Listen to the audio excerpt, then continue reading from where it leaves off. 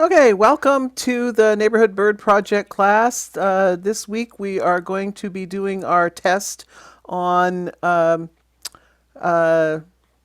hummingbirds and the tits and the wrens and all the little, what we call in birding, little brown jobs, the little guys that we covered in class last week. So get out a paper and pencil, and I'm going to share screen now. And you should all see the first picture here. Let me blow it up. There you go. Okay, this is the first one. So what I would like for you to do in this test is write down not just the species if you know it, but if you can tell age or gender or any details about it, that would be good too. So this is the first one.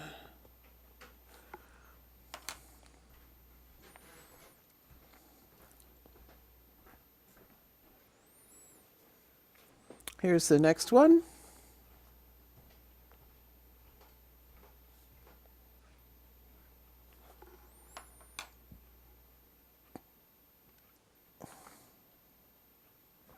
Here's the next one.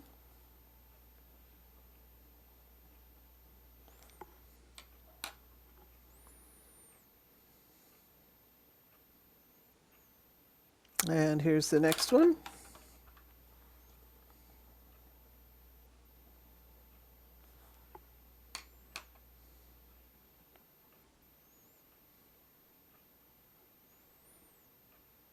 And here's number 5.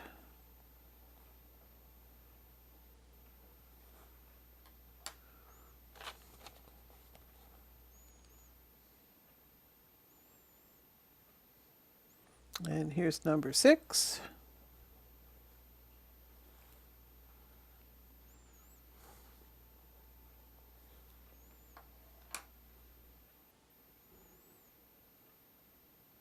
Here's number 7.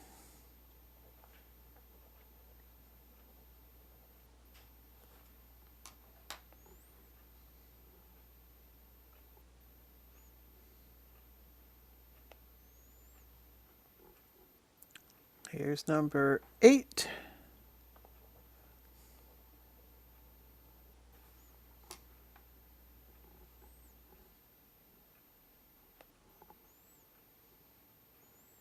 Here's number 9.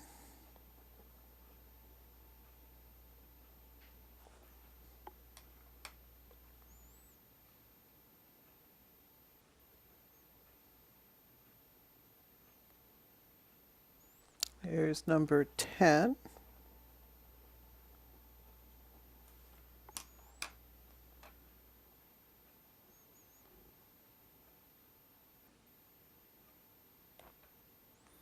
There's number 11.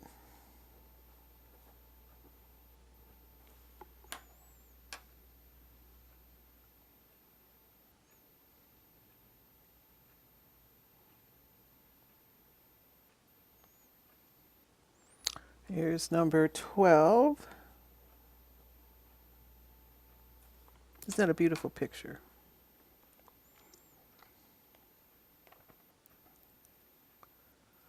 There's number 13.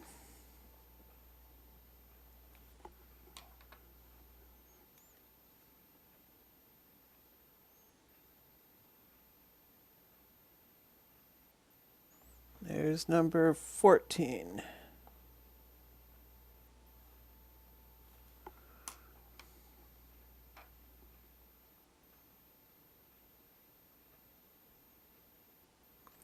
And that's the last one. So let's go back to the beginning, and I'm going to ask you to unmute and tell me what you think this is and why you think so.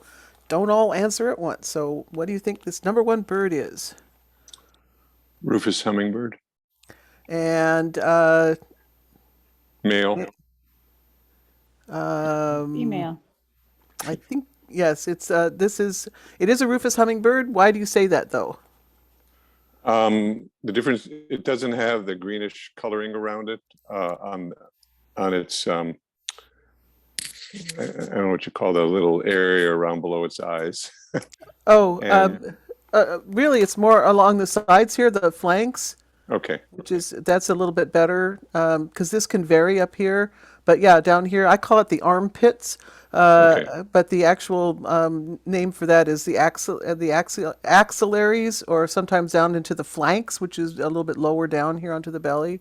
So rufous hummingbirds in all plumages, male, female, and fledglings, all have this, and this is a diagnostic field mark. Um, but it's not a male, it's a female. If it were a male, it would have more of a gorget here instead of these little dots. So this is a female rufous hummingbird. Okay. What about this one? Anna's Okay, it's an Anna's hummingbird, male or female? juvenile male. Juvenile male. Why do you say that? Uh, because under the chin it has some of the modeling color. Right there. You know, Yeah. you actually could be right about that, but you could also be wrong.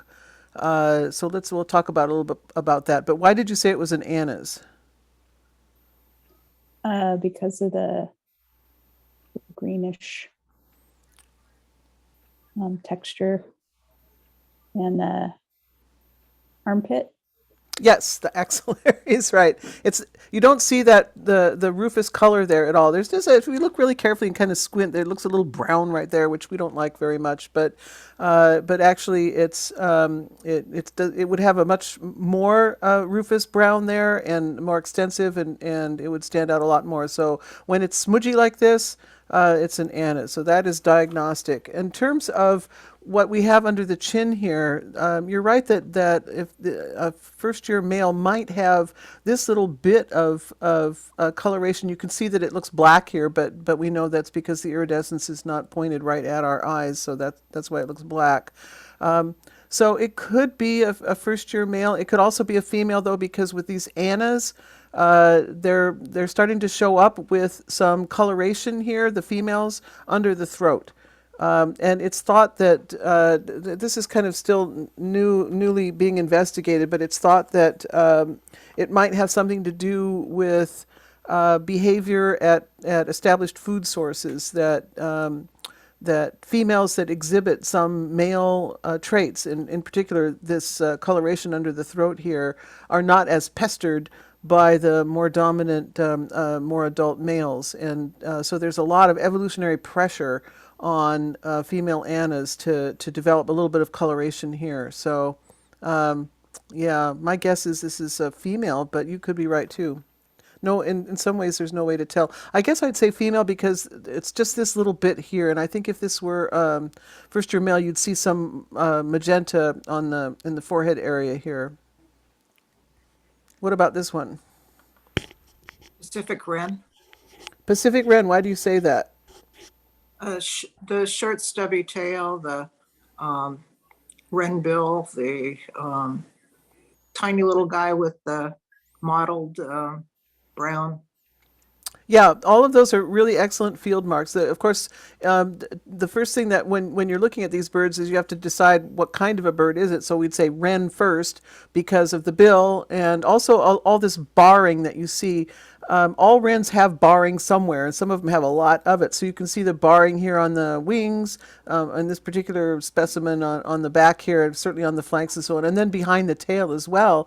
And then once we have decided it's a wren, what kind of a wren is it? And the stubby tail, just as you said, is a diagnostic field mark for Pacific wren. What about this one? And I think the constantly open mouth song of that Pacific wren. Yeah, That one's a Buick Wren. I'm sorry, this one? Buick Wren. No, this is, take a look at the bill here. We'll go back to this one, and you see how this is a typical wren bill. It's very pointy, but it's also quite large, long, I should say. Anyway, it's narrow but long. This one is dinky, so this cannot be a wren. Is that a bush tit? This is a bush tit, and what gender? That's the question. That's a tough one. Female. Male. Why do you say male? It is a male, actually, but Dark eye. dark eye. Yeah. So females would have the iris would be pale yellow. Okay. very pale yellow. So that's fun to try to see that in the wild, as it were. You need binoculars, I think, for them to be able to distinguish that. But it's fun to do with these otherwise nondescript birds, is to try to tell as much about them as you can while you're looking at them. So I love looking at these bush tit eyes, sometimes in dim light, and these bush tits are often in dim light. The iris will be very small because the pupil will have expanded to take in more light. So you got to really look carefully. And with some of these birds, when you look really carefully, all you see is a kind of a very narrow rim of color around the iris. And in the case of the males, you probably wouldn't see it at all. The whole eye would just look black. But with the females, there's always just a little bit of circle of pale yellow, and sometimes a lot, depending on the lighting conditions. So one of the things I wanted to emphasize from last week when we did the class is this is a fully adult bush tit. If this were first year, like if this picture had been taken in, let's say, August or September, the dark brown of the crown wouldn't be there. The whole bird would look more silvery brown. So that's a difference too. What about this one? Female golden crown, ruby, sorry, female golden crown kinglet. You're right about the kinglet. The eye. Yeah, you've got the kinglet right. Oh, but then female ruby crown kinglet. Excuse me.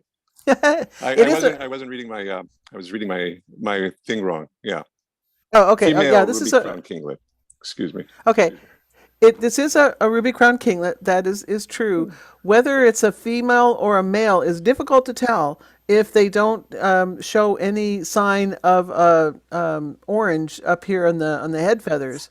And sometimes with these males, their olive feathers can cover up the orange so thoroughly that you can't see it at all. So I would hesitate to say when It's either a female. Okay, yeah. Yeah, I didn't see right. I didn't see the color, so I assumed it was a female.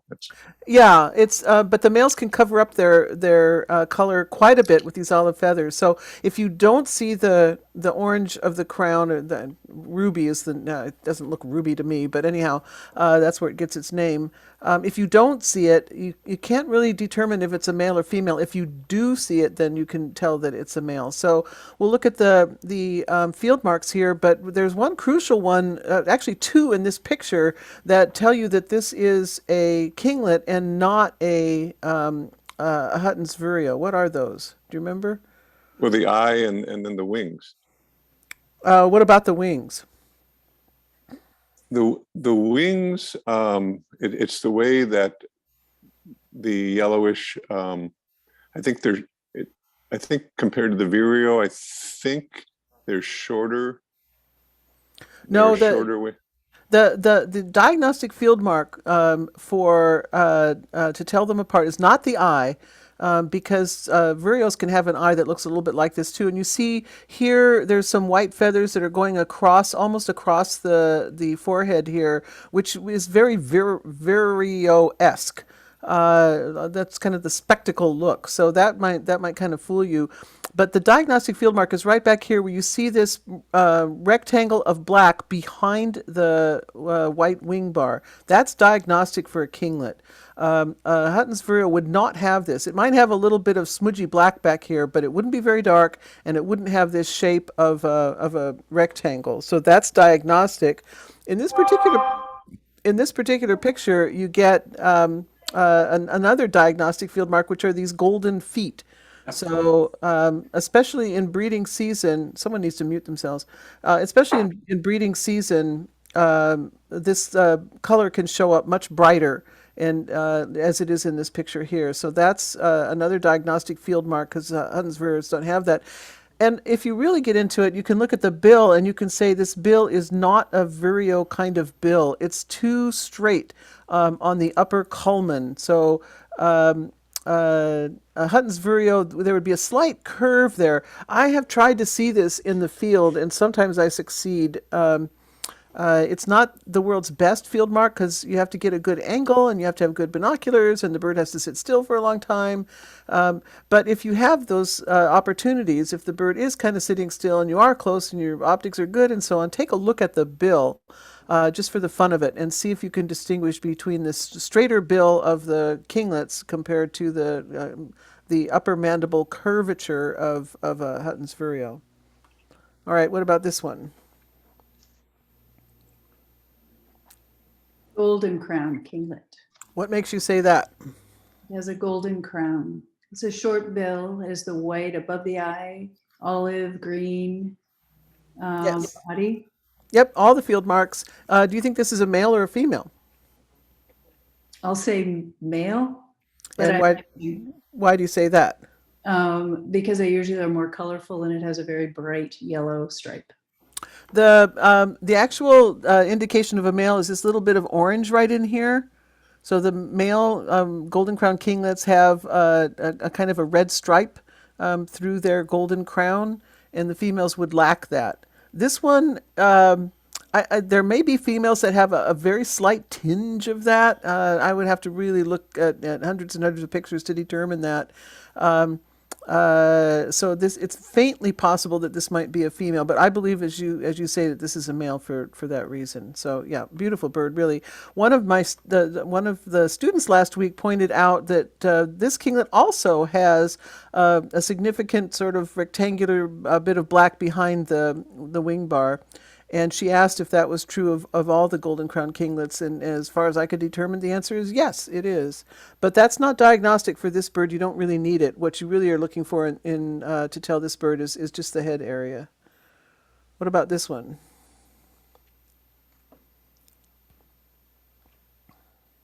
Red-breasted nuthatch. Why do you say that? Well, it's a nuthatch pointing down on the tree, the head markings, and then the the reddish buff color under the wing. Yeah. You can also note that it has an extremely short tail, which is very characteristic of nuthatches also. So, and you can see it's got the red breast, so just a faint hint here in this photo, and then back here there's a lot more of it. Do you think this is a male or a female? I don't know. I think it's a male because these markings on the head are very black. In a female, they would be more of a charcoal gray. So that's another one of these birds that looks like you wouldn't be able to tell them apart, but if you study it, you often can. What about this one? Brown creeper. And that's because? I think, now I always thought the brown creeper was going up the tree. I can't tell if this is because it's a sideways slide. Maybe it is going up the tree. No, it's if you turned your It's going head, down the tree. This is they don't always go up. You're right but yeah, go on. Well, and just the I don't know. I don't want to call it a marble. It's the coloring, that really multicolored body of the feathering. Yes, it is unique. There's no other bird like this. But just to look at the field marks, we start with the bill. We always start with the bill. That's what we need to kind of focus on here in this class. Is down curved, very narrow, a little like a wren bill in a way, but a little bit sharper even than a wren bill. White on the under parts, especially the throat, although in this picture it looks more creamy. And you're right about all of this beautiful marbling on the back. I do believe that this picture is upright. I don't think it was misplaced or anything. So sometimes brown creepers can hitch along underneath a branch. They can go down too if they feel like it, but generally speaking, they prefer to go up. So as we mentioned last time, a good way to find them is to see a bird that's hitching up a tree, and then when it gets to however high it wants to go, which is usually under 60 feet, maybe 30 or 40 feet, maybe even not that much, then it will leave its tree and fly down to the base of the next tree that it wants to hitch up, and then it starts hitching up again. So that flying motion, if you're in a grove of trees and you see a bird doing that, heading down, and then you sort of see it is spiraling up the tree, it appears and then it disappears, but then it gets up to a height and then goes back down again. That's very characteristic of brown creepers. What about this one?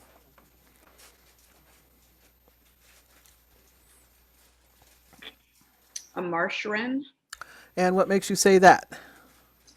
Well, noticing it was on a cattail. No, that doesn't count. But it's wren-like in shape, and Yes. it's not a Buick's wren, and it's not a Pacific wren. Why is it not a Buick's wren? It has that white supercilium. But the Buick's wren has a longer beak and a longer supercilium, white supercilium, and it's more gray. Well, it's actually a mahogany brown. So the Buick's wren is mahogany brown on the head, and then that same color goes all the way back down through the body, through the wings, and on into the tail. So this bird is very colorful in comparison. You see the lots of shades of brown, and then this is the diagnostic field mark right here. It's kind of hidden by the wings in this picture, but this sort of zebra black and white on the back, that's very characteristic of a marsh wren. So a very colorful bird, considering you're looking at shades of brown, white, and black. But yeah, very patterned compared to the Buick's wren. But yeah, you're right. What about this one? Chestnut-backed chickadee. And what? I can't figure out if it's a male or female. I don't know. I It was- can't Okay, tell. all right. Basically, it's got the sides there by the wing are the chestnut colored, and I'm assuming it goes onto the back, and then it's got the throat is kind of sooty brown. In this picture it almost looks black, but it is a sooty brown. Both the crown, Yes, the you're right. crown, and then the throat area is kind of sooty brown mixed with the white there. Yes, you're quite right. So we can tell it's a chickadee because it's got this blackish cap, and then the big white cheek patches, and then the beautiful black on the throat going down to the breast. And then, yeah, what kind of chickadee? Well, we're looking at the sides here, and you're right. This is a good place to look if that's all you can see, but you can see it on the back too. It's this rich chestnut color, which exactly matches the bark of a western red cedar. So yeah, chestnut-backed chickadee. And you're right to notice the difference in color here. This is not a black cap. It's a dark brown. You need good light to see that in the field, though. But still, wonderful field mark if you can see it. What about this one?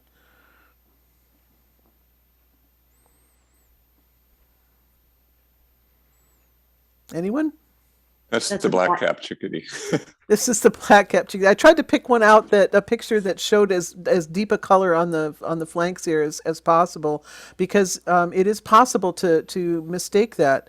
So you look at it and you say, well, that's a chickadee. It's got this black cap, a big white cheek patch going to the rear of its nape, a black throat. And then, oh my goodness, we've got all this color under the axillaries here and along the flank. So might that be a chestnut-backed chickadee? Well, sometimes this is all you're going to see of a chickadee, and you won't see the back. In this picture, you can see, though, the back here is gray, so that shouldn't fool you. But I just caution you with these black-capped chickadees to be just a little bit careful, especially when one's bopping around in amongst the leaves, and it's shaded, and you don't get a good view of it, and then you see this bright the flank here, and you start thinking, oh well, that's a chestnutback. No, look more carefully. Just be sure. Well, What about this I one? mean, there was a difference between the top of the head. You know, what you were saying before is on the difference between the two chickadees. The other one was a sooty brown, but again, in the field, Yes. that might be hard to pick up unless you Yes. get really good sunlight. If it's a gray day, you might not be able to pick it up.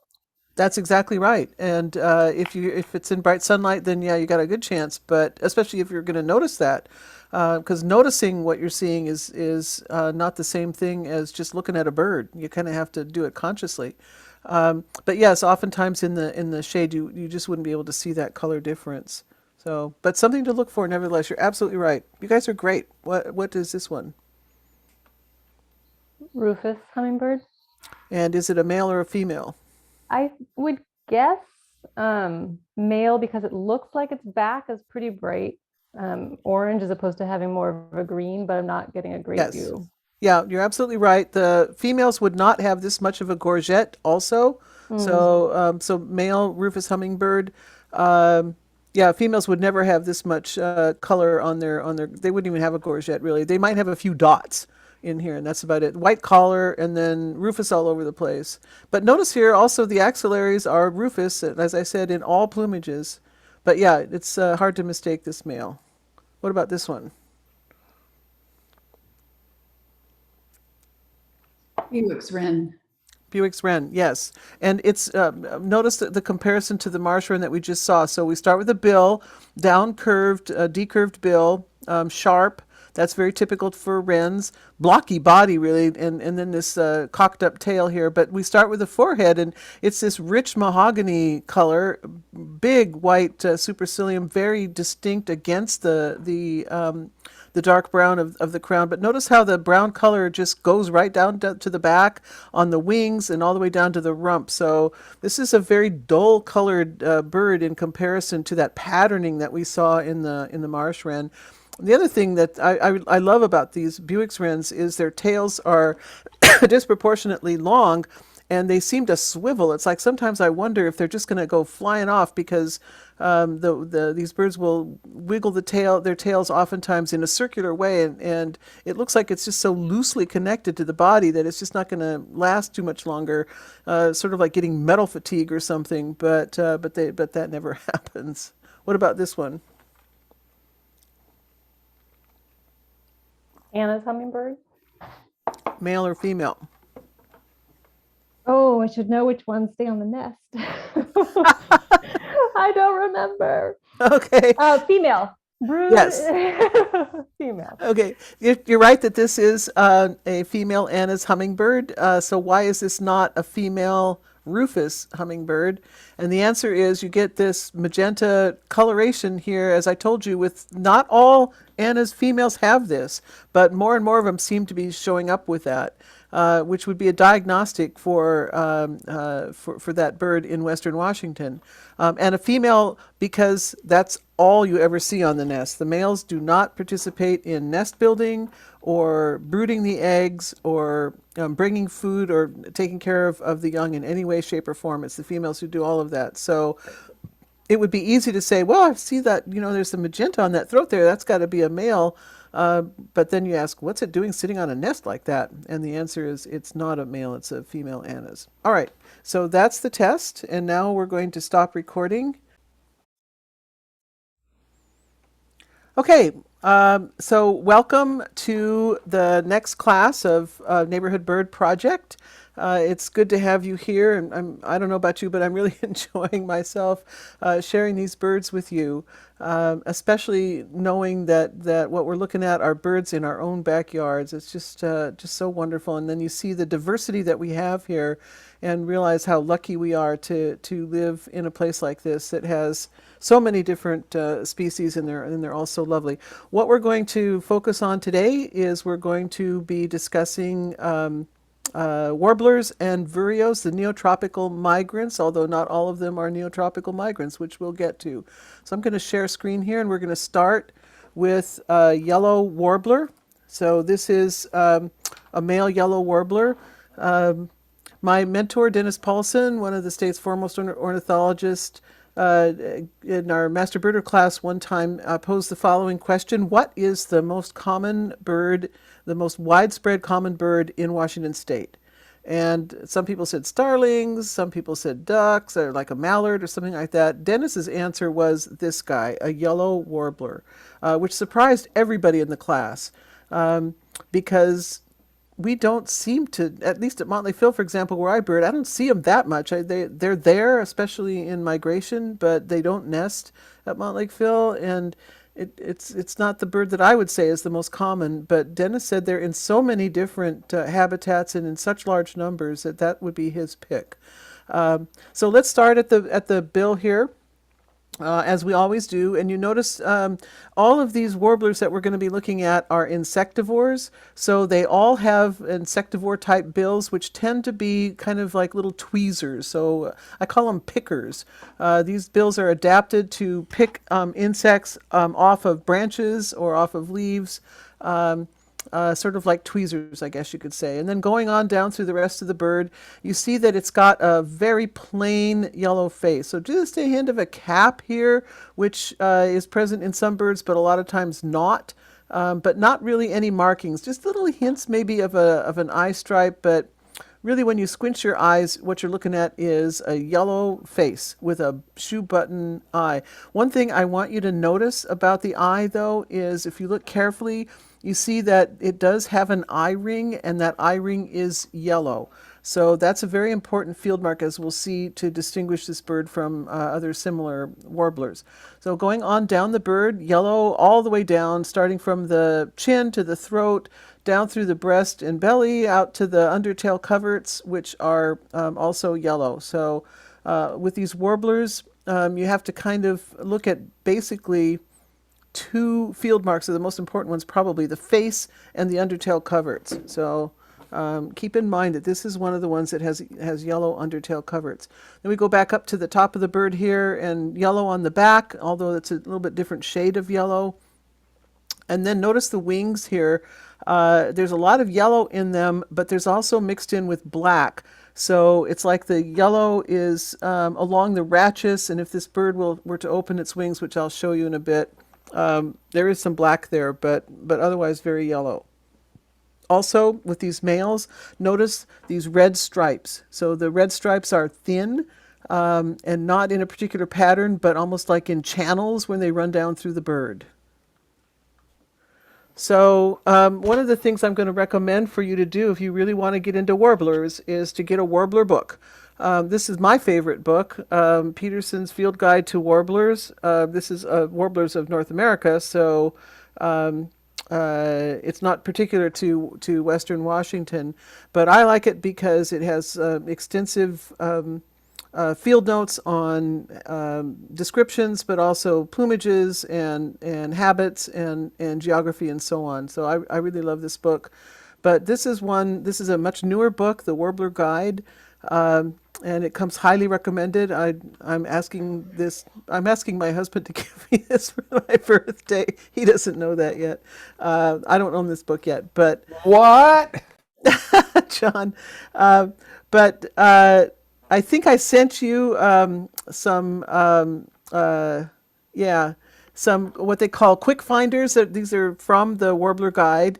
And I think these are very useful to identify warblers in general. Maybe not so necessary for us here in Western Washington because we're kind of warbler poor compared to other states. But if you really get into warblers as I am, then you will find this kind of chart extremely useful because it's got all of these warblers lined up, and you can kind of compare the different field marks and sizes and postures. So that's quite helpful. So going back to the yellow warbler here, so I would recommend, if you want to get into it, to do that. But if you're just interested in identifying the warblers that you're likely to see in the Neighborhood Bird Project, then I think a regular field guide would be sufficient. So here's another look at that male yellow warbler. Start with the bill, black, very yellow in the face, very plain face, round yellow eye ring, all these beautiful red stripes, which can be more prominent in some males than in others, but they're always present in the breeding male. And then here you can see a little bit more of the black that's in the wings. Here's another view of one. And here's what the front looks like. So you can see these red stripes don't go all the way down through the middle of the belly. They kind of stop after the chest here. Or after the breast, and kind of diminish a little bit, but yeah, very prominent. Let's listen to a yellow warbler.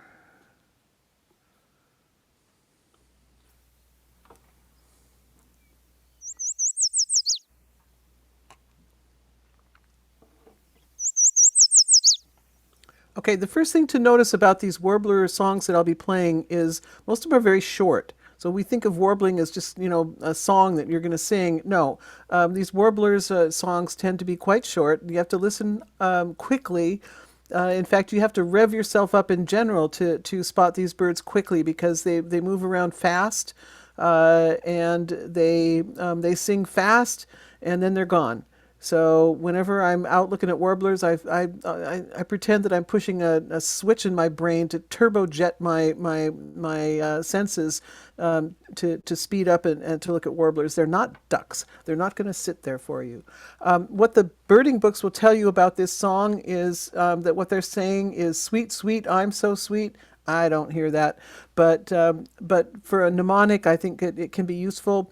And if you think about how you would say, sweet, sweet, I'm so sweet, that's the pattern of the song. So listen for that.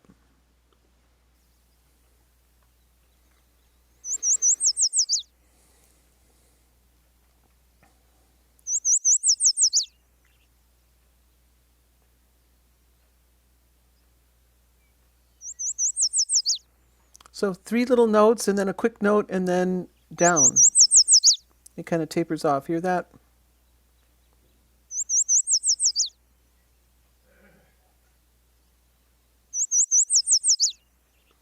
So that is the yellow warbler song. Do another view here. Here you can see how plain the face really is. Wow.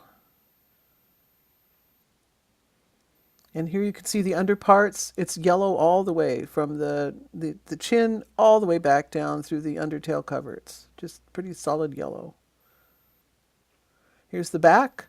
And you can see the wings are unfolded here a little bit. So you can see the wings have a kind of a central black. It's not really a dark black. It's sort of a charcoal. And then outlined with yellow. So when the wings are all folded up, the black sort of disappears more. Here's what the top view looks like. Sometimes with some of these birds, you can get a little bit of a stripy effect or a suggestion. That's not really much of a field mark though. But look at how the wings are folded up here, and all they do is they just look black with yellow ratcheses. Here's what the male looks like in flight.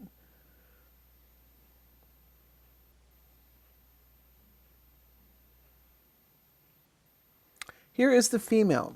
So the female is a little bit of a paler version of the male. This is very common with warblers, where the females will look like they're just suggested males. Everything is more washed out with them. But like the male, she's got this shoe button eye, very plain face, yellow eye ring. I want you to notice that. And then yellow all the way down. And she too is yellow undertail coverts and so on. So just a paler version and no red stripes. Here's a front view of one. This is a female. So yellow warblers in spring are not that difficult to identify, especially the males with their little red stripes on a yellow background. The females may be a little bit more difficult, but once again, notice the roundness of the whole face kind of looks round on account of the roundness of the eye, surrounded by that perfect circle of yellow eye ring. Here's another female. This one looks a little bit greenish, but that's probably just the light. But once again, you can see her eye ring there looks a little bit on the whitish side, but I think that's just the light. It's really yellow. Yellow warblers in the fall can be extremely difficult to identify. So here's a fall one. So they can be very plain. They can look like common yellow throats. They can look like orange crown warblers sometimes. It can be very, very difficult because they are so very plain. They're washed out. That bright yellow is not present. It's more of a dull yellow, sometimes almost a beige or a brown. No chest stripes in the males to help you at all. You just get this sort of pale yellowish, sort of suggested yellowish bird. And where are the field marks? Well, that's kind of tough. So you look at something like this one, and oh man, the eye ring here is kind of prominent. You start thinking, was that a Nashville? I don't know. I don't think so. But once again, yellow all the way. That's what you have to look at. Even if it's a kind of a golden or brownish yellow, still under the chin, yellow. Here we've got it's kind of pale yellow all the way down to the undertail cover. It's round looking face because of the eye ring. A little bit of a suggestion of yellow ratcheses in there, so the wings are reminiscent of what we've been looking at. Here's another example of a fall yellow warbler. This one has a little, it looks like it's white under there. I don't think so. I think that's just more cream yellow, I'm gonna say. But you can see how very few field marks there really are. No wing bars. And look at this one. Oh my goodness. So this really does look like a white eye ring. We're going to see in Nashville warblers in a minute or so that the Nashville eye ring is much more prominent than this. Is a narrow eye ring. And probably if you were actually looking at this bird for real, you could see that it was a paler yellow, but otherwise, yellow all the way down, ratcheses that are yellow here. Look at that one. Now this one would be tough. Because it's not very yellow. It's sort of a brownish, and then a suggestion of wing bars here. So we don't like this very much. But when you see a bird like this, you have to start asking yourself, what could it be? And that's when you need to have a list in your mind of what the possibilities would be. And we're going to go through that list because I've got them all here on this presentation today. All right, we're going now to the next bird, which is a Wilson's warbler.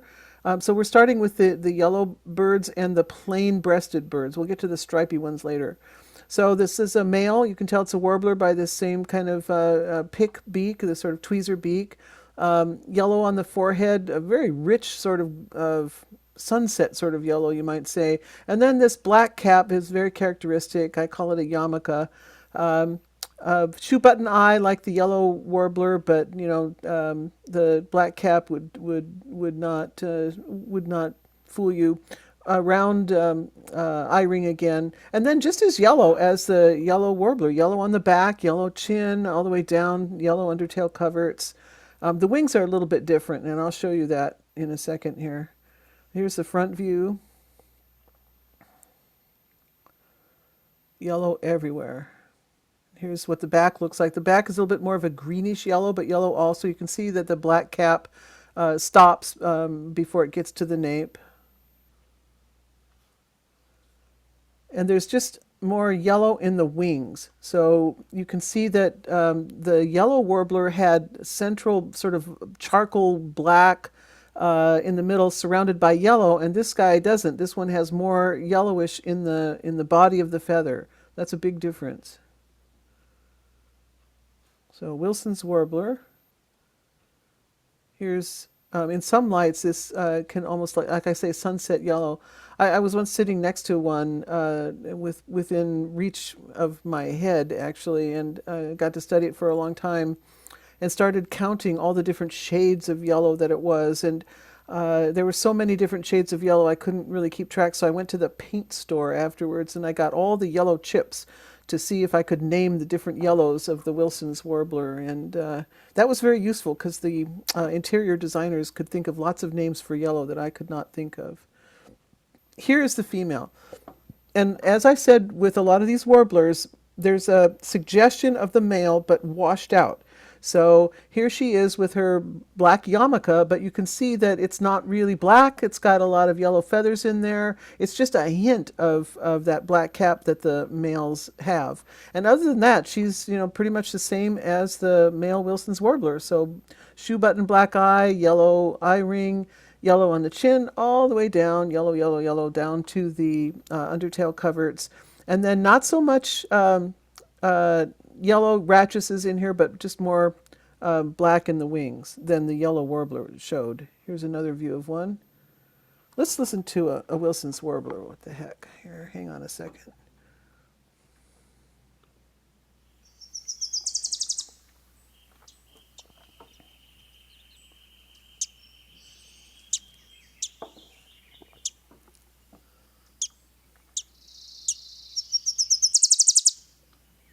So it starts out kind of softer and then builds.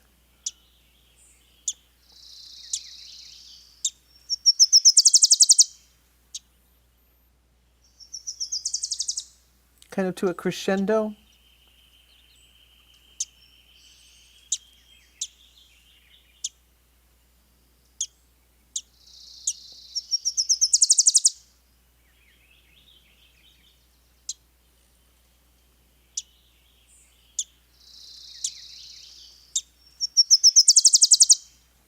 So that's the Wilson's warbler.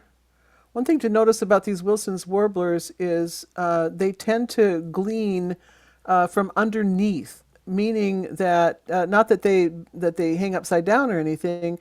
They'll be on top of a branch like you see this one, but they tend to forage in the leaves above their heads.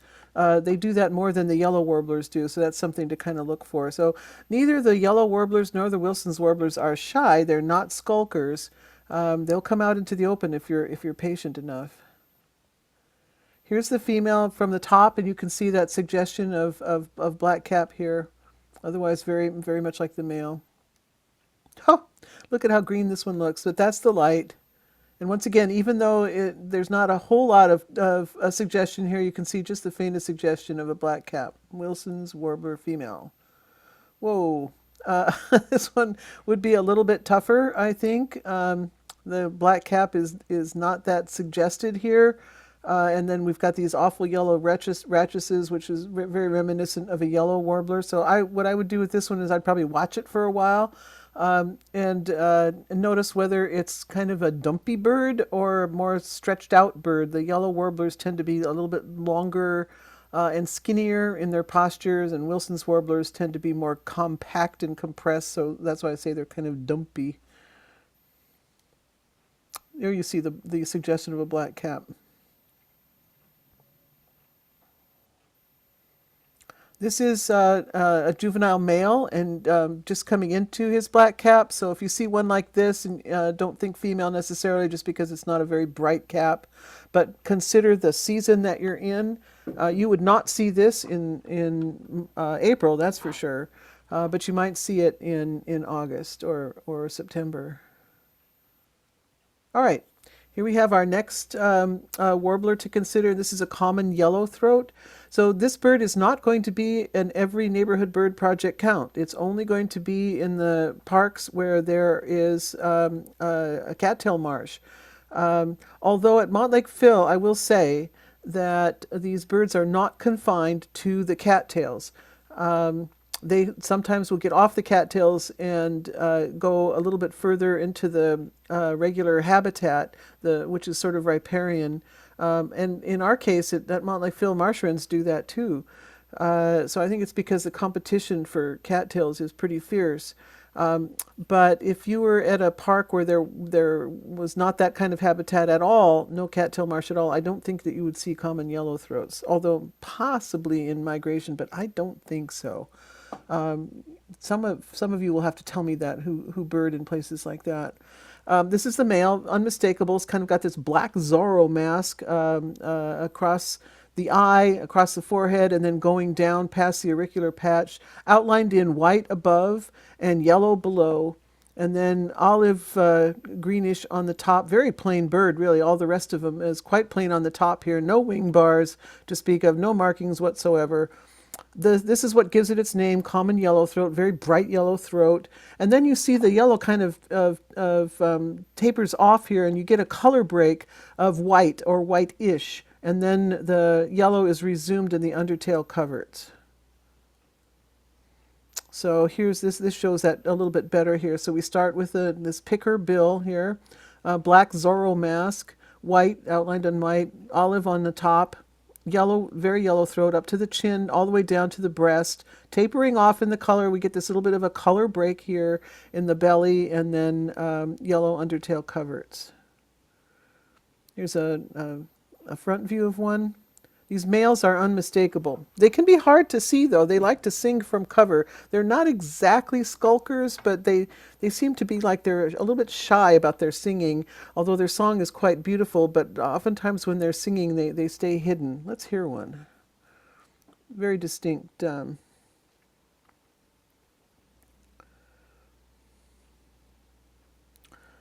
do I have it down here? Do I even have one? Oh, there it is.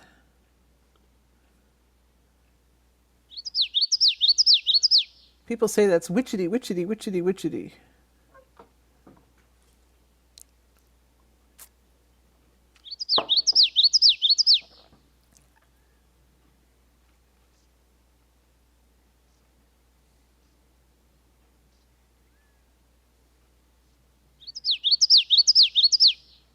So unmistakable song.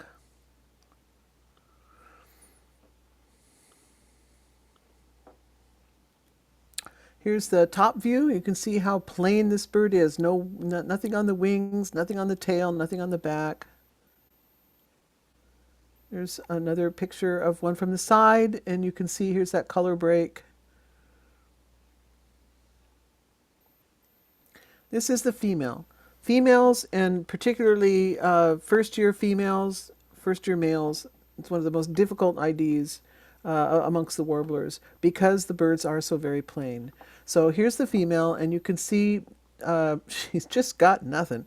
Nothing to kind of put your hat around. It's just, look at it. I mean, plain on the top, no wing bars, plain everywhere. The only suggestion that it's a yellow throat at all is you notice that there's the yellow throat is a little bit more yellow than the rest of this bird. That's about it. So when you see a really plain bird like this with nothing going on in the wing bars and nothing on the face, just plain everywhere, but there's just a little bit of a difference right in this area here. That's when you have to start thinking of common yellowthroat. So I think for a lot of birders, they don't identify the female common yellowthroat except if she's with the male, and then they'll say, oh yeah, there's the female. But oftentimes, that doesn't happen. So then you see this very plain bird and you wonder what the heck that is. And that's when you have to start thinking plain everywhere, except a little bit brighter in the throat here. And even with the first year birds in the fall, it's not very bright, I have to warn you. Yellow undertail coverts though, so keep that in mind. Here's the back of the female, and you can see here she's got a distinct color break between where the throat ends and the face begins, kind of. So this one would be, I think, a little bit easier to identify. Common yellowthroat female. Oh, goodness. So here we have, an eye ring. It's kind of a whitish eye ring, so that might get you thinking about Nashville warblers. But nope, plain everywhere. And yellow on the throat here. Of course, that's with Nashville too. It's just very difficult sometimes. I don't know why I think this is a female common yellowthroat. I have to think about that for a minute. It just says common yellowthroat to my mind. Maybe it's just practice. This one, though, is much easier. So although it's so plain, you can see the yellow of the throat is much brighter. This one, not so much. Yeah, this is a first-year bird, so these can be very difficult. Yellow undertail coverts and this color break here. This one, I think it would be easy to tell. Except we don't like this prominent eye ring here. We'll see with the Nashvilles that eye ring is much more prominent than here. Got a comparison picture to show you, I think. This one I think you could get pretty easily. Very plain bird, very yellow throat. Common yellow throat.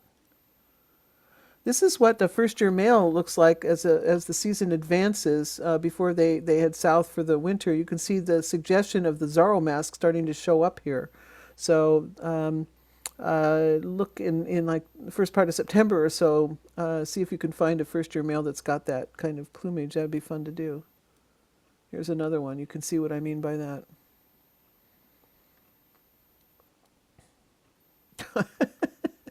Why do I do this to myself? Okay, so this is a first-year female, and you can see how difficult this would be. There's just no field marks at all. The yellow under the throat is a little bit brighter than the white of the belly here, so that might get you to start thinking maybe that's a common yellow throat. Sometimes when I'm out in the field and I see something like this, I think to myself, what else could it even be? That's not a good way to identify birds, but sometimes you're reduced to that. And here's where I was telling you before, this can be quite pale here.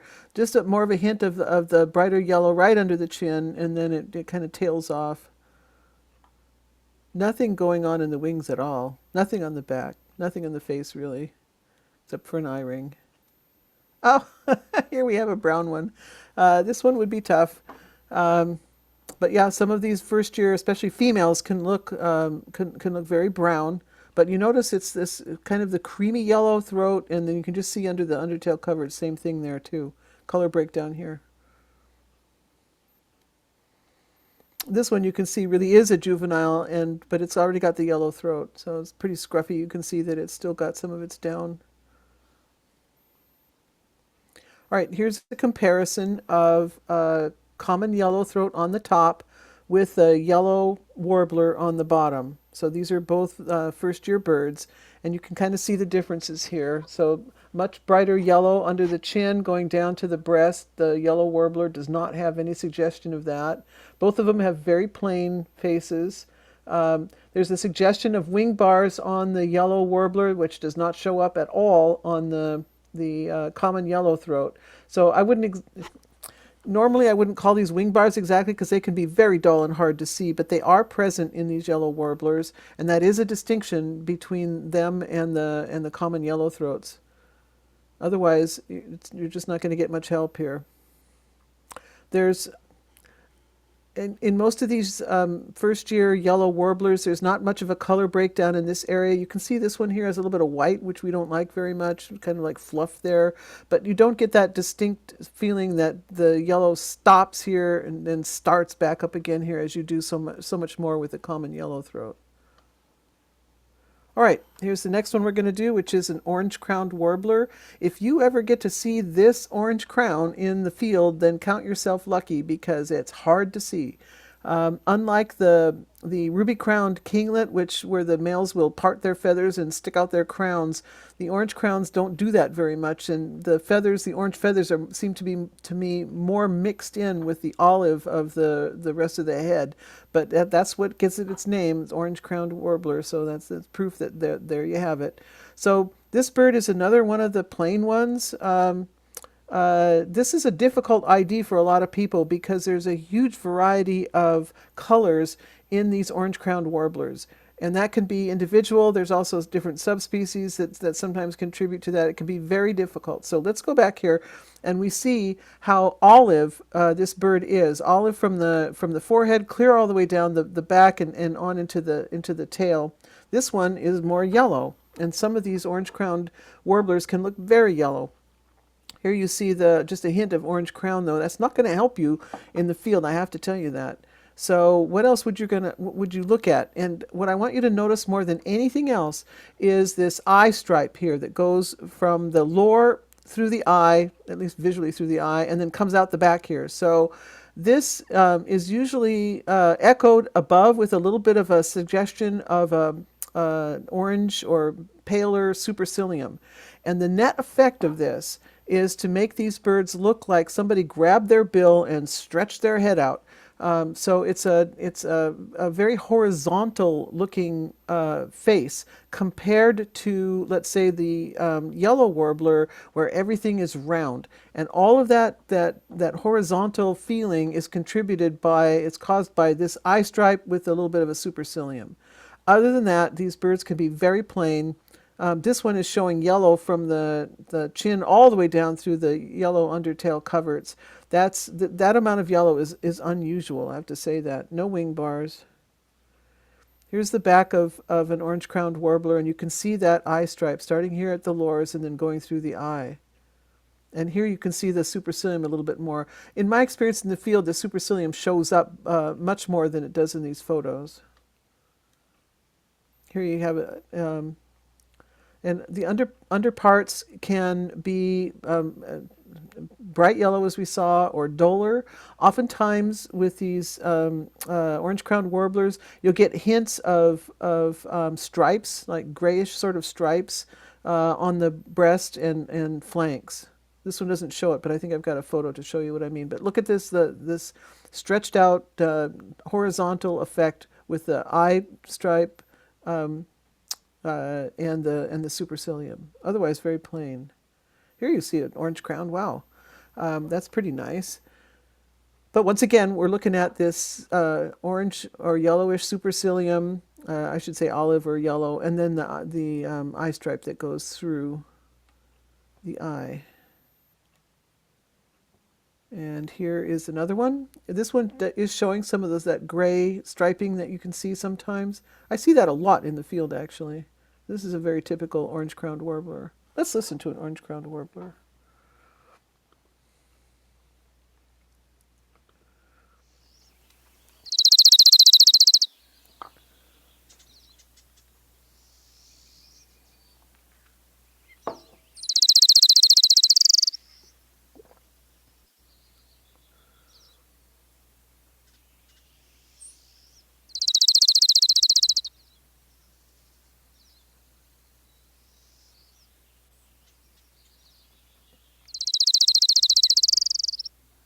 So it's a trill, and that's all it is.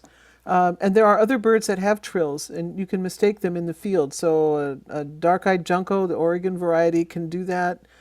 Sometimes spotted towhees can do that. Chipping sparrows can do that. So how is the orange crown different? And the orange crown is different because it has a different tone to its trill.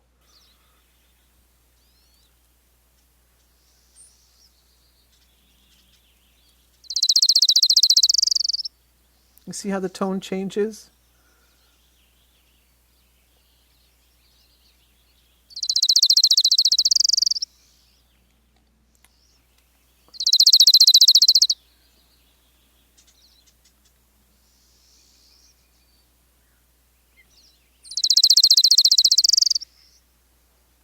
So that's the orange crowned. Males and females look the same.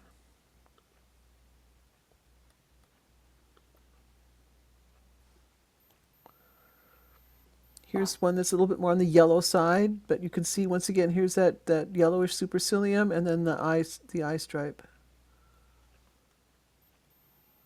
And here again. Otherwise quite plain. Orange-crowned warbler. Okay, so here's a comparison of 3 warblers. At the top we have a female Wilson's, and then on the left we have a yellow warbler, and on the right we have an orange crown. So let's take a look. What are the differences? Well, the first thing to notice is, once again, that sort of stretched out look that the orange crowned has because of this eye stripe and then supercilium. You don't get the impression that it's just nothing but roundness, as you do with the yellow warbler, which is just has no markings at all around the eye, just this round yellow eye ring around it, which the Wilson's has too.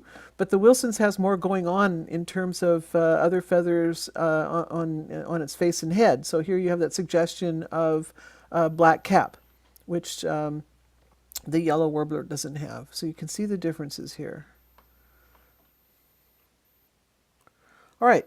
Now we're coming to a bird that's becoming a little bit more common. This is more of an eastern Washington bird. This is the Nashville warbler. I'm showing it to you because these birds are turning up more and more each year in migration. So when you're out counting birds next month in April, you might get to see one of these birds. I hope so. They're really quite lovely.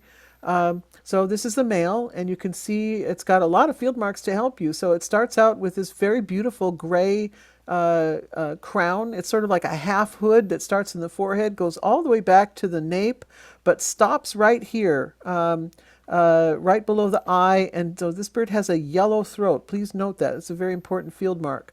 A little bit of orange in the crown that doesn't always show up that well, but you can see it sometimes. And then this huge white eye ring. It's like a bullseye of white eye ring, much more prominent, much wider than any of the warblers we've seen before. Think back to the common yellow throat that showed a light eye ring. It was not nearly as wide as this. It looks like this bird is sort of bugging out his eyes, saying, "What is going on with you?" So that's it always looks kind of surprised to me. The gray of the hood kind of fades into more yellowish gradually in the back.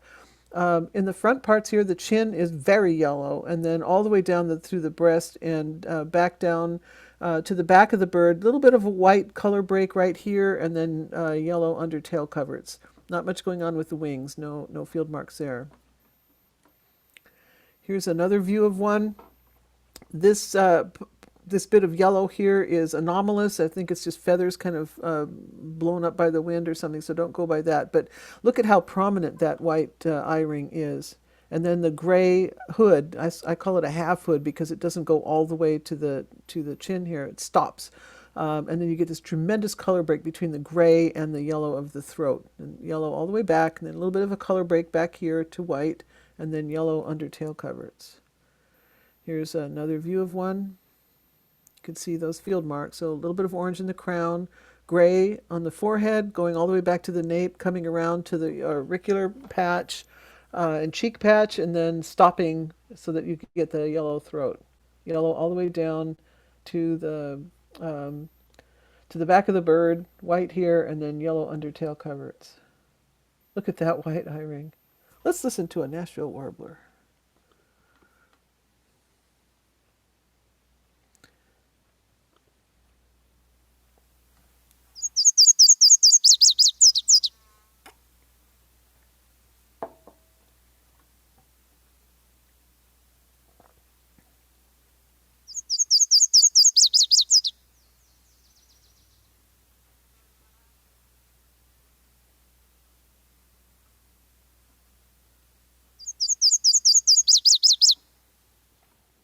Okay, so that's the Nashville.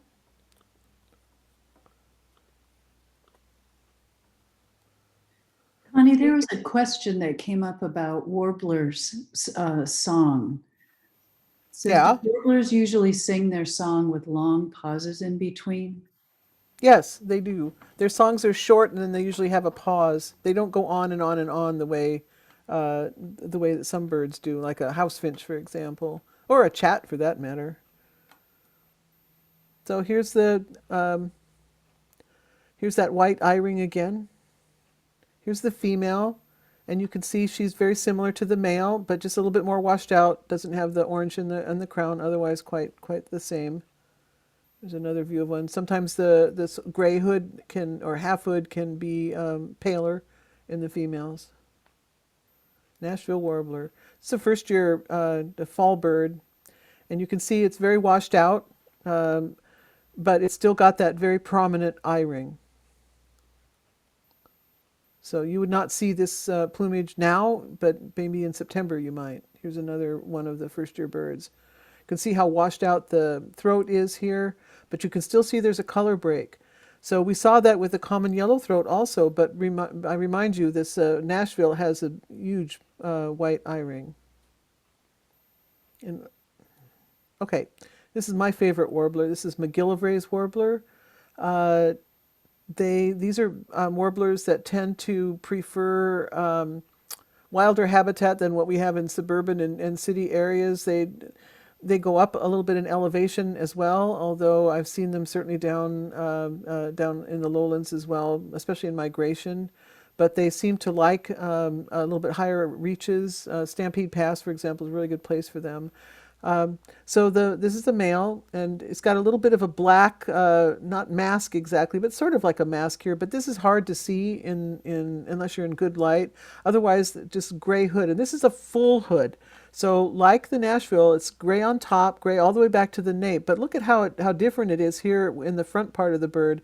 This hood goes all the way down to the breast and below, and that's solid gray. So that's and that includes the gray throat here. So you would never mistake this for Nashville because it doesn't have that yellow throat. It also has a very prominent eye ring, but it's a broken eye ring. So it looks like two white commas laid on their sides, one above the eye and one below the eye. Other than that, it's very plain, nothing going on with the wings. Yellow from that gray hood all the way back to the yellow undertail coverts. So you can see the back here extremely plain, nothing going on with the wings at all. But look at how this hood comes down here. Isn't that just gorgeous? Wow. Here's the way it looks in the front. Here's another side view. Unmistakable bird for males in the springtime. Let's listen to one.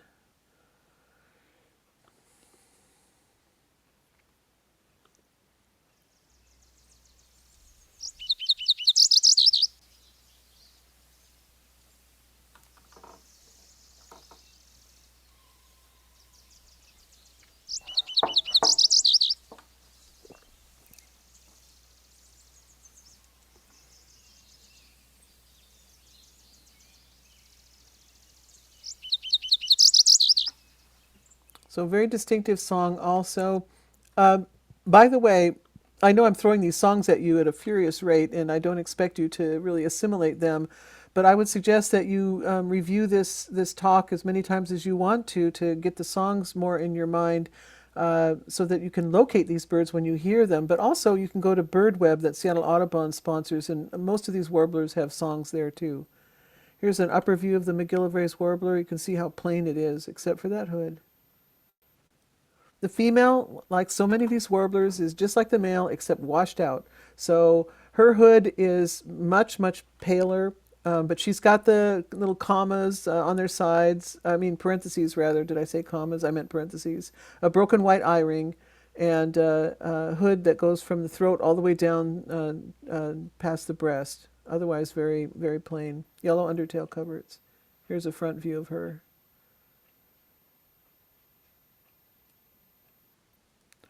And here's another one.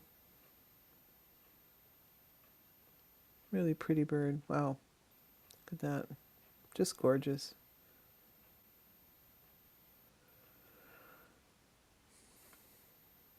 And here, even here, you can see that broken white eye ring, very prominent. Fall birds are a little bit more difficult to tell. They're even more washed out. This is still the female. Here's a fall bird. But that broken white eye ring is in all plumages. This is another fall bird, I think. And this one definitely. Here you can hardly see just a suggestion of the hood here. It's, in fact, you could fool yourself into thinking that the hood sort of stops here and you start getting puzzled by this, but then you look at the broken white eye ring and nobody else really has that. So here we have a comparison between females, McGillivray's on the left and Nashville on the right. And you can see if you just look at the face, you might get confused, especially in this picture here. It looks like it's a broken white eye ring, but it isn't really. Not like this, where you can see there's definitely a break and even a little bit of black in the front and behind the eye. But then you look at this part here and you see that the hood goes all the way down on the McGillivrays, whereas it stops on the Nashville, and the Nashville has a yellow throat. So that is the big difference. All right, let's get to some stripy warblers now. This is not a neotropical migrant. This is a year-round bird, a warbler. This is Townsend's warbler. Townsends are widely distributed in western Washington. They tend to prefer conifer forests. They tend to forage up near the top of the canopy compared to some of these other warblers. Wilson's, for example, is more like head height. And yellow is a little bit head height and higher, but Townsend is usually way up high. But they can come down. They can do what they want, and sometimes I've seen them on the ground too. So typical warbler bill, picking, and then stripes. Stripes everywhere. Stripes, a black crown stripe, then a very wide yellow supercilium, and then this kind of arrangement here of a black auricular patch with a black, very wide black eye stripe, but curving down, and then right under the eye is this kind of a little smile of yellow, and then more yellow down below that black, all the way back to almost to the nape. Black chin going down to the almost to the breast here, and then you see that where the stripes start. So black stripes with yellow. Very wide black stripes on the flanks going all the way back to almost the undertail coverts.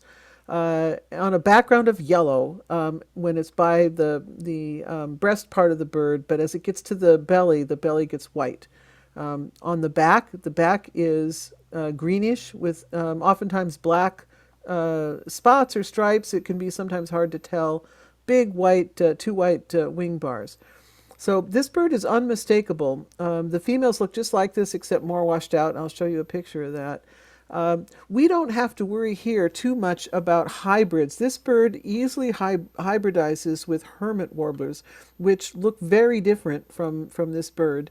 And I don't know if I have a picture to show you of hermits or not, because we don't get them here down in the lowlands. The best place I know for hermits is the Satsop area. But there they do hybridize, and then you get this strange mixture of hermit features and Townsend's features. So what I want you to remember, because we might end up getting hermit genes here someday, is the following mantra. stripes, stripes, green. That's the Townsends. So here you see that central black crown stripe, yellow, this very beautiful pattern of almost like a mask with a little bit of a yellow smile, surrounded by more yellow, black throat, stripes on the flanks, and on the chest, white wing bars, broad white wing bars, stripes, stripes, green. There's a beautiful picture, isn't it? Greg Thompson, one of my favorite photographers. So you can see, once again, black central stripe here, this sort of surround of yellow around this sort of mask arrangement, black throat, yellow going down to fade into white under the by the back of the bird, and then yellow, I think it's yellow undertail coverts. No, white undertail coverts, right. Okay, once again, stripes, stripes, green. Here's another one.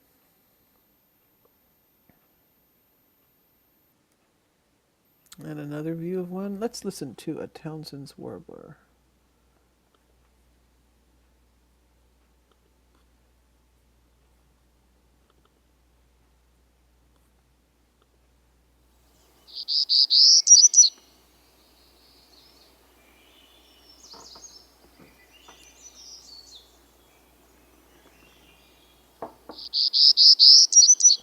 Not very musical. Very rough sounding, with a pattern.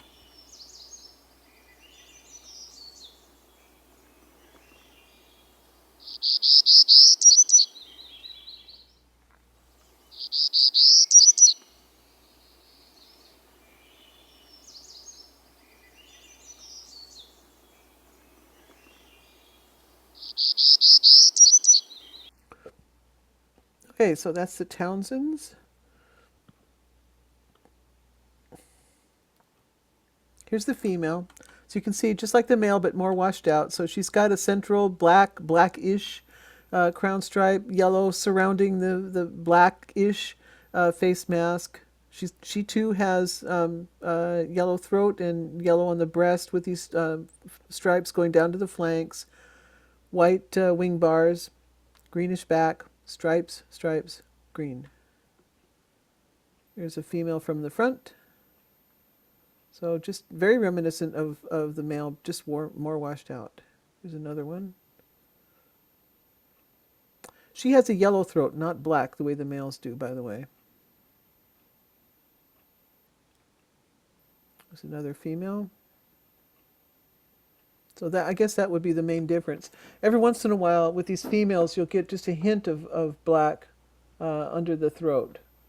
But that's unusual. Most of them are going to look more like this, with just pure yellow under the throat.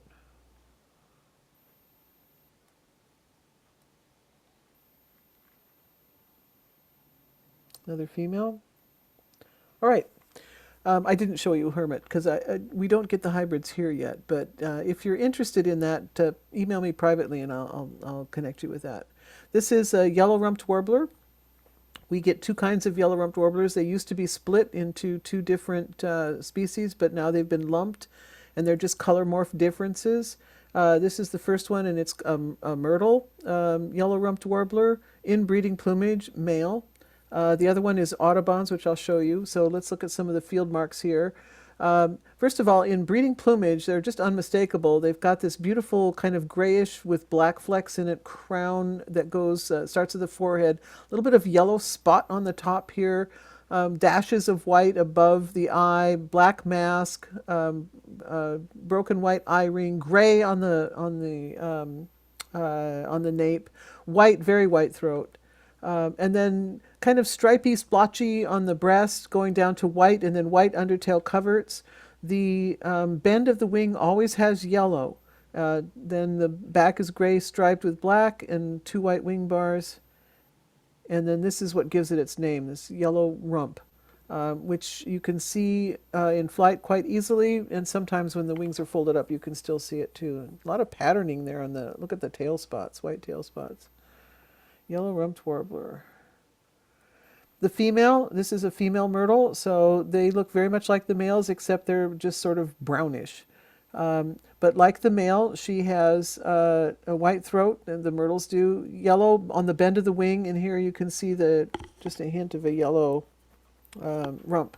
But otherwise brown and black stripes on the back. White underparts all the way to white undertail coverts. Here's another female. This one is the female Audubons, and the Audubons have a yellow throat instead of a white throat. So that's the difference. It could be hard to remember. The way I remember it is Audubon was the one who for whom this was named, and Audubon was an egotist, and so he picked the more colorful one. That's how I remember it. Yellow at the bend of the wing here, that's when the wing is folded up, you can see this, but it's not really on the wing, it's just on the flank sort of, and then here's the yellow rump. Stripiness, but in the female not so bold.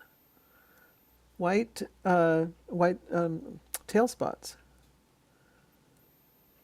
Here is the male Audubons. So you can see here's that yellow spot on the crown, otherwise grayish with a little bit of black flecks, kind of a broken white eye ring, yellow throat, yellow bend of the wing, yellow rump, unmistakable. Here's another view of one. So this bird is not neotropical. This bird breeds in Alaska and spends the winter with us. They think of us as the balmy south. Here's another male Audubons. Let's listen to one. So,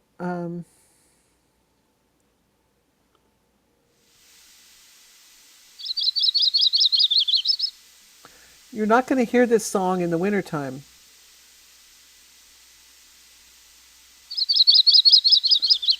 But now that it's March, you'll start to hear it. They start singing down here before they go to Alaska.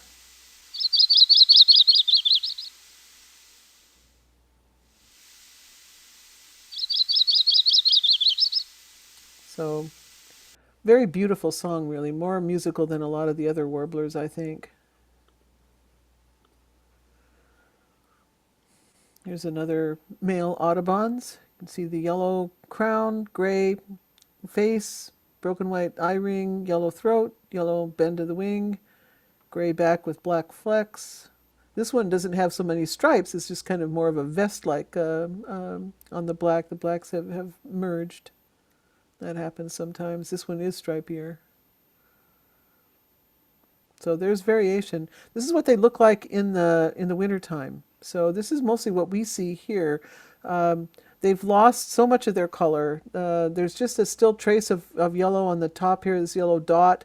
The bend of the wing yellow is still there. It's not maybe as bright, but still present. And of course, the yellow rump is always there in all plumages.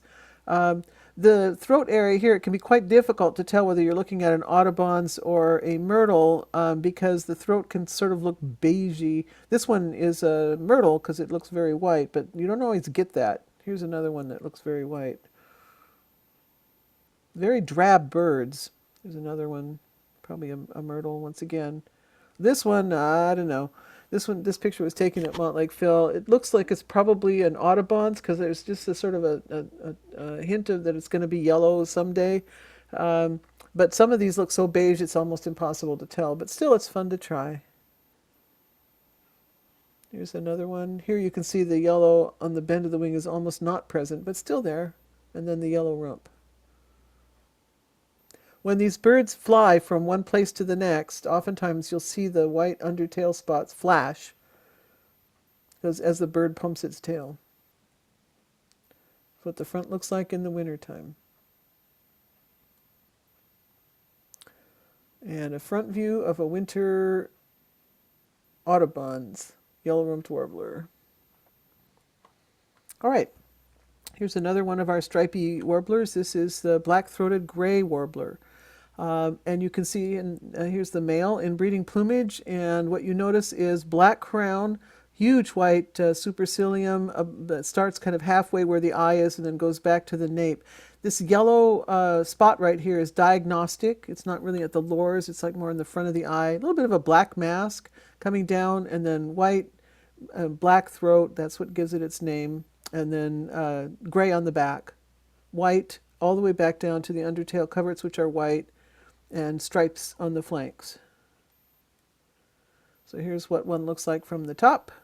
You can see that beautiful little spot of yellow there, and the crown is actually gray, surrounded by this black, which goes around kind of a white, I don't know, supercilium is what I would call it, but this one's got his feathers spread out, so it looks almost like a patch. Black throat, white underparts except with black stripes, white wing bars, and white spots on the tail too. Here's what the front of a male looks like. Black throat, notice that, because the females don't have black throats or as black. Here's another one. You can see the white tail spots on the undertail. And another one. Let's listen to a black-throated gray warbler. I can find one.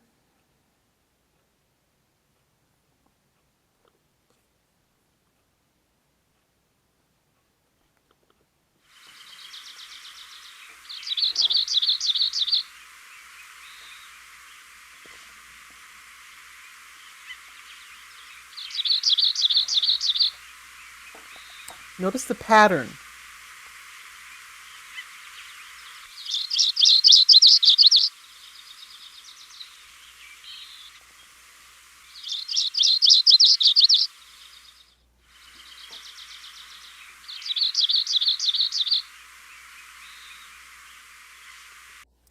So in my experience, these birds can be seen in migration almost in any kind of habitat, really. Certainly they're at the fill and riparian habitat, but once they settle down to breed, it seems to me like they prefer to breed near water, like a slough or a stream or something like that, still water for the most part. Here's the female, and you can see she's got a bit of a black throat, but it's more washed out, and some of them are really washed out, but she's got the yellow dot too, black crown, well, black stripe around a gray crown. Here's that big broad white supercilium. Stripes on the flanks, white undertail coverts, gray back. Here's another view of the female from the front, and you can see there's some black in there, but also quite a bit of white. So when I see these females, what strikes my eye is the white throat, basically. So that's how I tell apart the females from the males. Beautiful bird, one of my very favorite warblers, honestly. Look at that, wow, another female.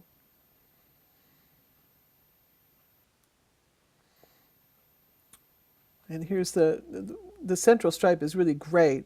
It can fool you to make it think that you're looking at black from the side view, but no, the central part is gray all the way down to the back. And then the black stripes are on a white background, white all the way from the throat clear back to the white undertail coverts. Now this female, see, it doesn't have very much black on the throat. Just a little hint on the side there. So there is variation. Okay, that's the warblers, and now we're going to come to some vireos. We are not very rich in vireos in Western Washington, and certainly in the habitat where we do our bird counts, we're not going to get very many. This is the most common one. This is the warbling vireo. It's one of the very plainest birds. We start with the bill, and you see there's a slight curve on the culmen here. So the upper mandible is not symmetrical in terms of its width with the lower mandible, as it would be more in a warbler. So that's one difference. There's more of a hook on the end. You can't see it in this picture very well. Then the rest of the bird is very plain, so very plain grayish, brownish cap going to the sort of greenish, yellowish on the back. And then a very prominent but sort of smudgy white supercilium, bit of an eye stripe through the eye here. Otherwise, quite a plain bird. This is really one of the plainest birds in all of Western Washington. Whitish throat, yellowish on the belly, sometimes a bit of a wash. It's not. It's highly variable, and sometimes you can hardly see it at all, but just a hint there. And then what is going on under here? Is it white or is it yellowish? I think it's sort of whitish.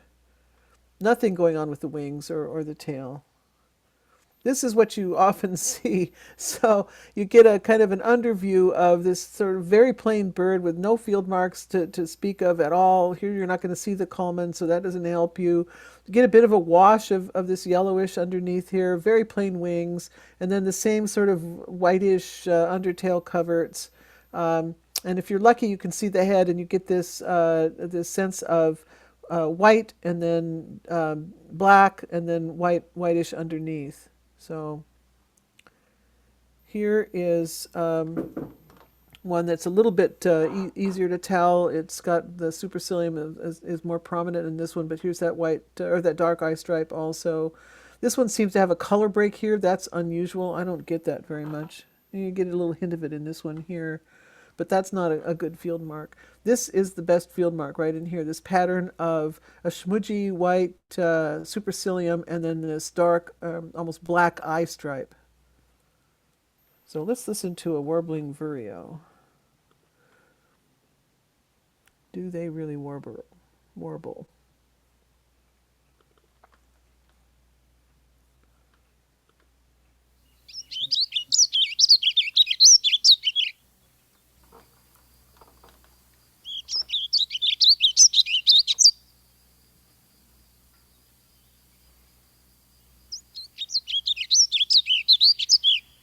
So it's the tones are more musical than most of the warbling, most of the warblers.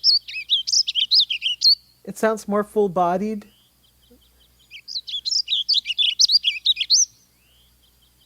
Really a beautiful song, isn't it? Same song over and over.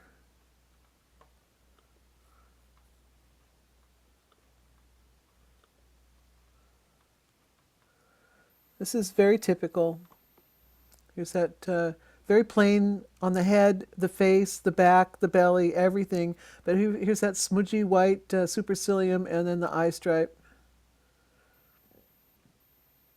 With some of these warbling vireos, you get just a suggestion of a spectacle. Spectacles are diagnostic for vireos and for most vireo species, but it's not easy to see in these warbling vireos, which are kind of more stretched out a little bit, sort of reminiscent of what we were talking about with the orange-crowned warbler. But if you look very carefully, and if you're lucky, you'll see a bit of a spectacle feeling. So here's the spectacle part, here's white under here, and then just a little bit of a hint of the white going across, not very much here. In other vireo species, much more prominent, not very present in warbling vireos. Here you can see what I'm talking about here. It goes a little bit of whitish across the top of the bill here to give you that spectacle look. That's not what I look for in these warbling vireos. I look for this this smudgy white supercilium and then the eye stripe. Oftentimes when these birds forage, they'll start kind of up high, and then they'll go to the next branch down, and when they do, they kind of go back and forth a little bit like a leaf falling down. It gives you that impression. And then they land on a branch and they'll forage for a while and then do that again as they keep going down a little bit. That to me is very typical of these warbling vireos. This is a good picture of one. Plain everywhere. Nothing going on under the wings or on the wings. But you can see here in the face. And even here. Here's another one.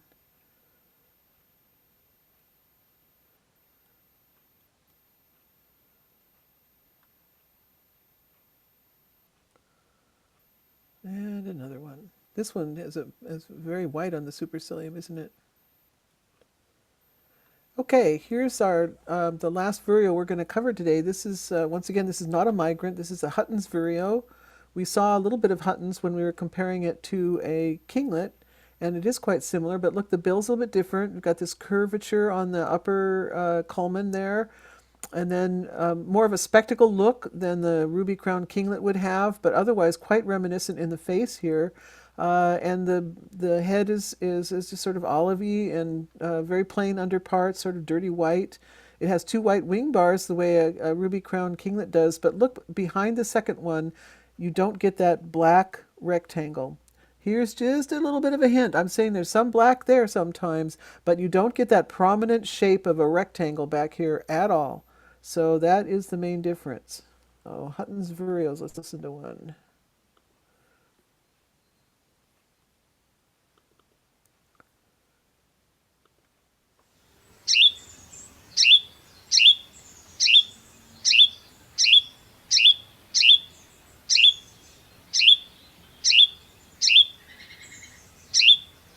That's it.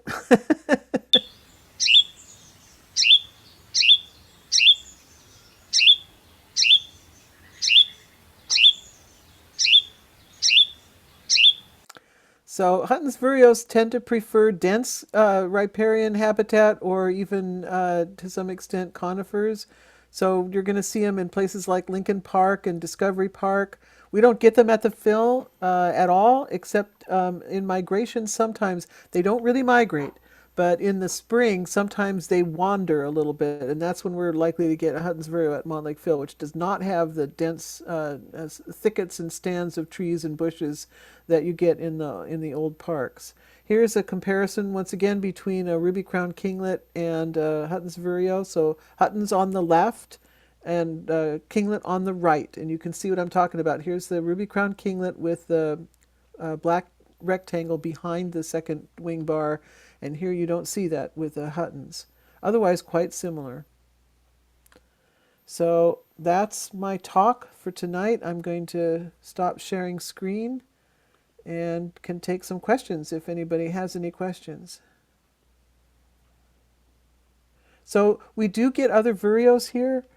We get cassins in migration and red-eyed vireo. Those are the two most common ones.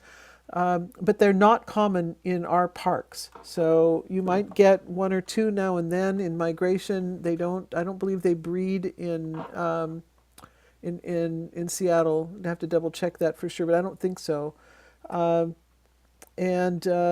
I decided not to cover them in this particular class because they are very uncommon in these parks.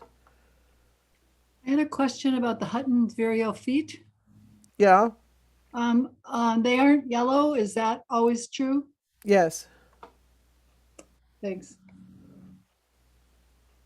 So that's another field mark for the ruby-crowned kinglet. I will say that in the wintertime, sometimes the ruby-crowned kinglet's feet are so dull colored it can be hard to see if they're that yellow. The yellow gets brighter in just before they leave for Alaska. So it's a kind of a breeding. It's not exactly a plumage, but it's a difference in color. A lot of birds that have their feet change or their skin color change in breeding season do that. So some of the shorebirds are like that, and a lot of the ducks are like that too. All right. Well, thank you once again for your attention. It's been my pleasure to share these birds with you. And once again, if you have more questions that occur to you, send me an email. Yeah.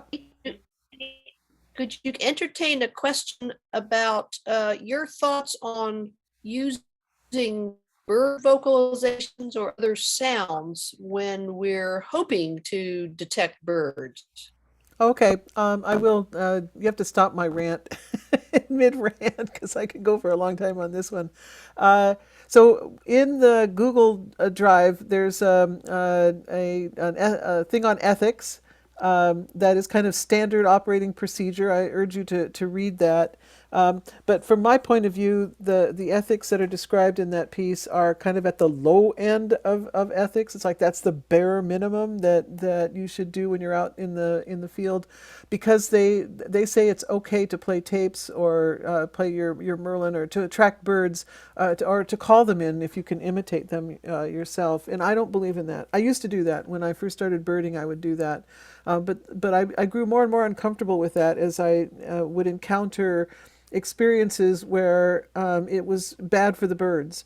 I remember one time I was imitating a northern saw-whet owl, hoping to attract a northern saw-whet owl in habitat where they were supposed to be, and John and I rounded a trail, and there sat a barred owl looking hopeful, because barred owls will eat smaller owls, and I wasn't exactly thrilled that I had disappointed that owl. It was wrong of me to do that, to get its expectations up that it was going to have a meal, and then I show up.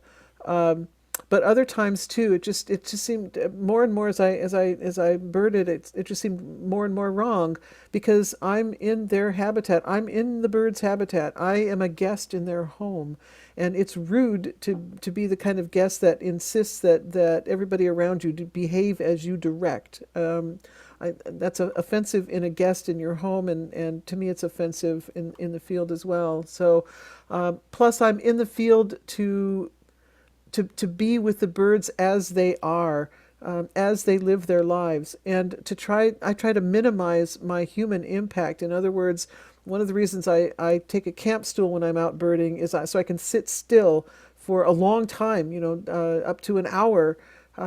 So the birds kind of get used to this sort of lumpen person who's not doing anything but just sort of existing there and maybe breathing a little oxygen now and then. And then they can start behaving in the way that they're supposed to behave. I don't like it when I see birds raise up their head feathers in my presence, because I know I'm the one causing that. And calling birds to come to me seems to me to be arrogant. It's more arrogant than I like to be. I'm not at the apex of of evolution just because I'm human.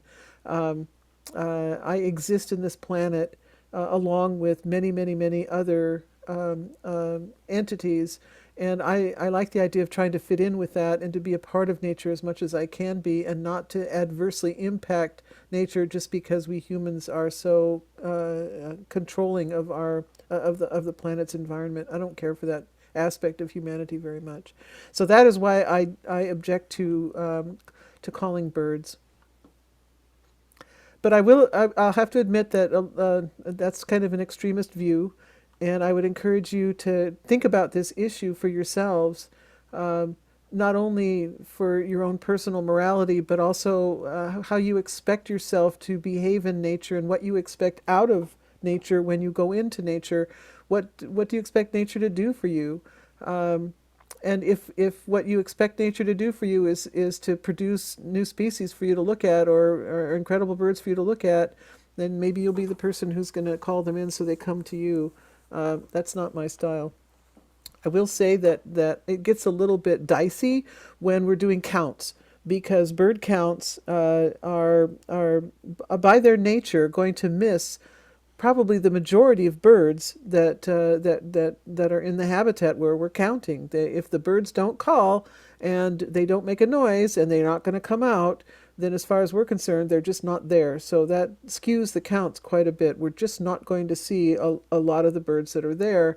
And so scientifically, that compromises some of our counts. And that's something to think about, too, as you're coming to your own place in this spectrum of how you behave in nature. So it's something to think about. But even with the counts, I don't play tapes or anything. I figure it's still not right. That's my take. All right. Well, let's end the recording then, and I hope to see you next week.